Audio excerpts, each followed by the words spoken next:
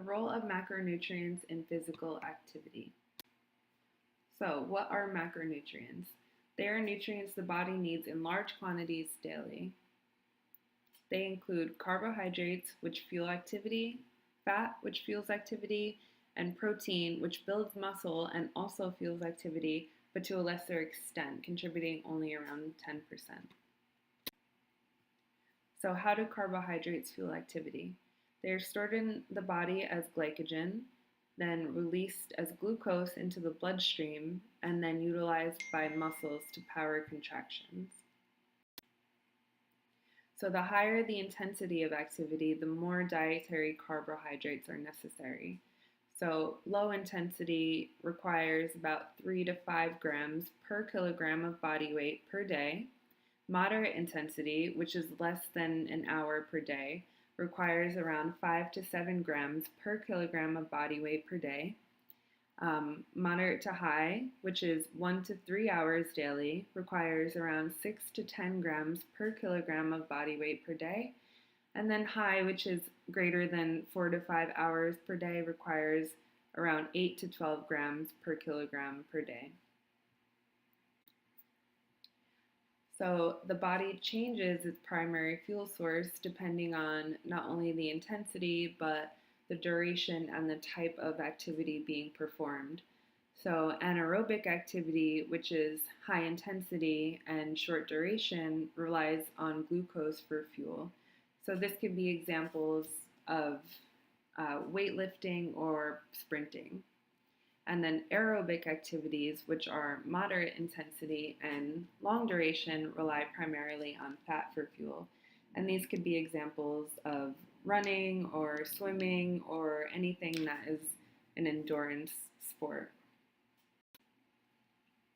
So then we move on to fats, which are not evil, which, contrary to many people's beliefs, they are not there to just make us fat, but they are also an efficient fuel source.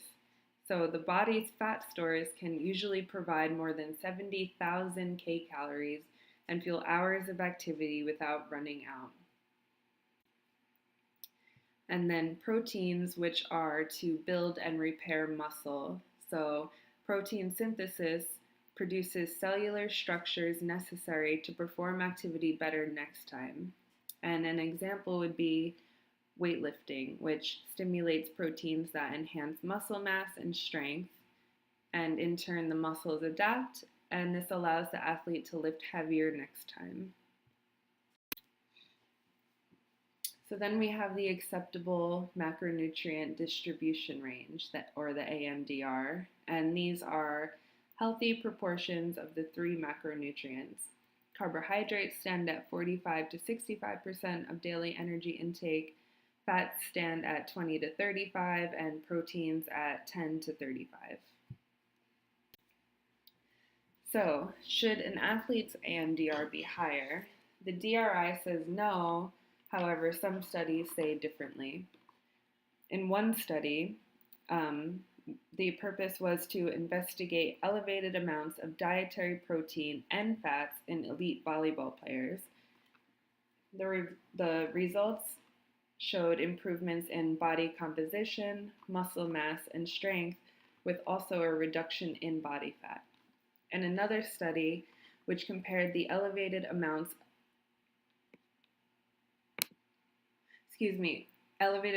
with reduced amounts of dietary protein in elite athletes on an energy-restricted diet, found that the athletes consuming higher than recommended amounts of protein lost less lean body mass than those who did not. So when is the optimal time of consumption? For pre-workout meals, high carbohydrates are beneficial because they are thought to replenish glycogen stores, and this in turn maximizes prolonged activity. In post-workout meals, high protein is thought to be beneficial because this will rebuild and strengthen muscles. And what type of food should athletes be eating? So this should be the same as a healthy diet would look for any individual. That would include natural whole foods such as vegetables, fruits, lean meats, nuts, or legumes. minimally processed foods, and then also very important is to include a variety. So that's important for providing all the essential nutrients and not just macronutrients. So what about the ever popular keto diet?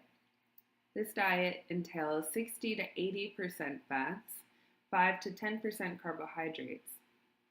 And in doing so, this shifts the primary fuel source from carbohydrates to fat in the body. This has been shown to benefit weight loss, but not necessarily beneficial for athletes.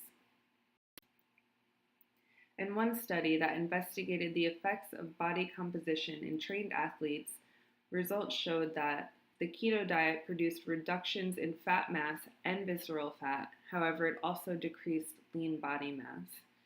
In another study that investigated the effects on body composition and sports performance, results showed, again, a reduction in body fat, but also a decrease in aerobic abilities. So the time to exhaustion was increased by 2 minutes.